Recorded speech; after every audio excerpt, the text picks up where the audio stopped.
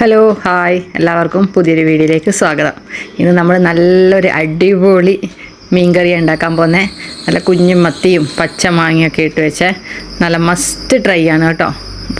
കുഞ്ഞുമത്തിയും അതുപോലെ തന്നെ പച്ച മാങ്ങ ഉണ്ടെങ്കിൽ തീർച്ചയായും ഇതൊന്ന് ട്രൈ ചെയ്ത് നോക്കണം, അഭിപ്രായം അറിയിക്കണം. അതുപോലെ തന്നെ ഇങ്ങനെ ആരെങ്കിലും ട്രൈ ചെയ്തിട്ട് ഉണ്ടെങ്കിൽ അത് ഈ വീഡിയോൻ്റെ താഴെ കമൻറ്റും കൂടി ചെയ്യണേ. അപ്പോൾ വീഡിയോ മുഴുവനായിട്ട് കാണുക. വീഡിയോ ഇഷ്ടമായാൽ ലൈക്ക് ചെയ്യുക, ഷെയർ ചെയ്യുക, ചാനൽ ഇഷ്ടപ്പെട്ടിട്ടുണ്ടെങ്കിൽ സബ്സ്ക്രൈബ് ചെയ്യാം.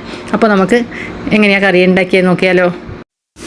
അപ്പോൾ കറി വെക്കാനായിട്ട് ഞാനൊരു 1/4 കിലോ ചെറിയ മത്തി എടുത്തിട്ടുള്ളത്. അത് നന്നായി ക്ലീൻ ചെയ്ത് എടുത്ത് വെച്ചതിലേക്ക് നമുക്ക് ആവശ്യത്തിന് ഉപ്പ് ചേർത്ത് കൊടുക്കാം. പിന്നെ ഒരു 1/4 ടീസ്പൂണ് മഞ്ഞൾ പൊടി ചേർത്ത് കൊടുക്കുന്നുണ്ട്.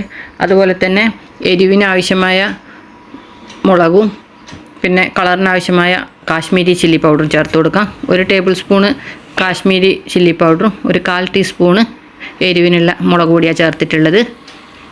ഇനി നമുക്കതിലേക്ക് കുറച്ച് കഷ്ണങ്ങൾ കൂടി ചേർത്ത് കൊടുക്കണം. അതിനായിട്ട് ഞാനിവിടെ ഒരു മാങ്ങൻ്റെ പകുതി, അപ്പോൾ നമ്മുടെ മാങ്ങയുടെ പുളിക്കനുസരിച്ചിട്ടുള്ളത് വേണം ചേർത്ത് കൊടുക്കാൻ. അത് ചെറിയ പീസായി കട്ട് ചെയ്തത്, പിന്നെ ഒരു 5-8 വെളുത്തുള്ളി അല്ലിയും, പിന്നെ കുറച്ച് പച്ചമുളക്, കറിവേപ്പില, പിന്നെ കുറച്ച് ഇഞ്ചി, ഇത്രയും കഷ്ണങ്ങൾ ചെറുതായി മുറിച്ചിട്ട് അതും കൂടി നമുക്ക് ഈ മീൻ കഷ്ണങ്ങളിലേക്ക് ചേർത്ത് കൊടുക്കാം. ഇനി ഇതെല്ലാം കൂടി നമുക്ക് നന്നായിട്ടൊന്ന് മിക്സ് ചെയ്ത് കൊടുക്കാം. എന്നിട്ടൊരു 10-15 മിനിറ്റ് ഇതൊന്ന് മാറ്റി വെക്കാം. ആ സമയം കൊണ്ട് നമുക്ക് ഈ കറിക്ക് വേണ്ടുന്ന തേങ്ങയൊക്കെ ഒന്ന് അരച്ചെടുക്കാം. ഞാനിവിടെ ഒരു അരമുറി തേങ്ങ എടുത്തിരിക്കുന്നത്. അപ്പോൾ മത്തിയുടെ അളവ് കൂടുതലാണെങ്കിൽ നിങ്ങൾ അതിനനുസരിച്ചുള്ള തേങ്ങയിൽ മാറ്റം വരുത്തണം. അതുപോലെ തന്നെ എരിവിൻ്റെയും പുളിയുടെ കാര്യത്തിലൊക്കെ ഓരോളെ ടേസ്റ്റിനനുസരിച്ച് ചേർക്കാൻ മറന്നു പോകരുത്. ഇനി നമുക്കിതിലേക്ക് ഒരു 1/4 ടീസ്പൂണോളം മുളക് പൊടിയും അതുപോലെ തന്നെ ഒരു 1/4 ടീസ്പൂണ് മഞ്ഞൾ പൊടിയും ചേർത്തിട്ട് നല്ല പേസ്റ്റ് പാകത്തിന് നമുക്കിതൊന്ന് അരച്ചെടുക്കാം. ഇനി നമ്മുടെ തേങ്ങയുടെ അരപ്പ് നമ്മൾ നേരത്തെ മസാല പുരട്ടി വെച്ചിരിക്കുന്ന മീൻ കഷ്ണങ്ങളിലേക്ക് ചേർത്ത് കൊടുക്കാം. അപ്പോൾ തേങ്ങ നന്നായിട്ട് അരയാൻ ശ്രദ്ധിക്കണം. ഇനി ആവശ്യത്തിന് വെള്ളവും ചേർത്തിട്ട് നമുക്കിതൊന്ന് തിളപ്പിച്ചെടുക്കാം. അപ്പോൾ നമ്മുടെ കറിക്ക് ആവശ്യമായ വെള്ളം ചേർത്ത് കൊടുക്കാൻ മറന്നു പോകരുത്. അപ്പോൾ അത് ഓരോ പാകത്തിനനുസരിച്ചിട്ട് വേണം ചേർത്ത് കൊടുക്കാൻ. അപ്പോൾ നമ്മുടെ ഗ്രേവിക്ക് ആവശ്യമായ വെള്ളവും ചേർത്ത് കൊടുത്ത് അതുപോലെ തന്നെ ഉപ്പും ചേർത്ത് കൊടുത്ത് നമുക്കിതൊന്ന് അടച്ച് വെച്ച് വേവിക്കാം. അപ്പോൾ നമ്മുടെ പരിപാടി കഴിഞ്ഞില്ല.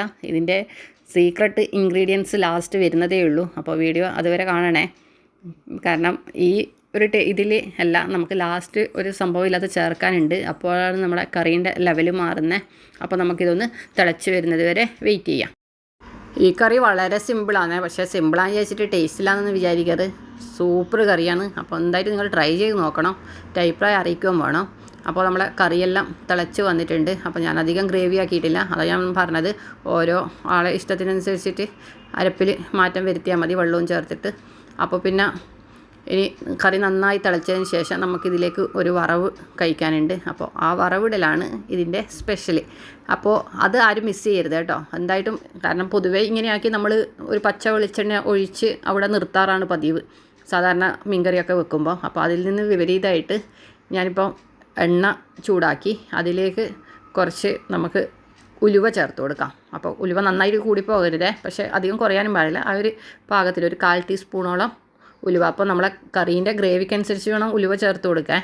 അപ്പോൾ ഞാനിപ്പം ഉപ്പ് നോക്കിയപ്പോൾ ഉപ്പ് കുറച്ച് കുറവാണ്, അപ്പോൾ കുറച്ച് ഉപ്പൊക്കെ ഇട്ട് കൊടുക്കുന്നുണ്ട്. ഇനി നമ്മൾ ഇതിലേക്ക് വറുത്തിടാനാണ് പോകുന്നത്.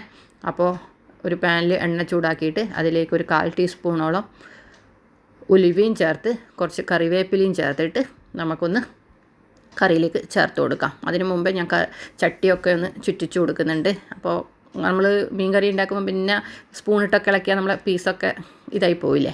അപ്പോൾ ഇനി നമുക്ക് കറിയിലേക്ക് ഞാൻ പറഞ്ഞ സംഭവങ്ങളൊക്കെ ചേർത്തിട്ട് ഒന്ന് താളിച്ച് കൊടുക്കാം. ഈ താളിപ്പും കൂടി ചേർക്കുന്നതോടെ നമ്മളെ കറി അടിപൊളി ടേസ്റ്റായി മാറിയിട്ടുണ്ട്. അപ്പോൾ ഇത് ചേർത്തിട്ട് നമുക്കൊന്നും കൂടി ഒന്ന് ചുറ്റിച്ച് കൊടുക്കാം. അതിന് ശേഷം അടച്ച് വെച്ചിട്ട് ഒരു 10-15 മിനിറ്റിന് ശേഷം അല്ലേ ചൂടോടെ തന്നെ ഉപയോഗിക്കാം. അതിലും ടേസ്റ്റ് എന്താ പറയണ്ടേ, നല്ല തണുത്ത് പിറ്റേ ദിവസം ആകുമ്പോഴേക്ക് വേറെ ലെവലാവും. അപ്പോൾ വീഡിയോ എല്ലാവർക്കും ഇഷ്ടപ്പെട്ട് ചോദിക്കുന്നത്. ബായ്.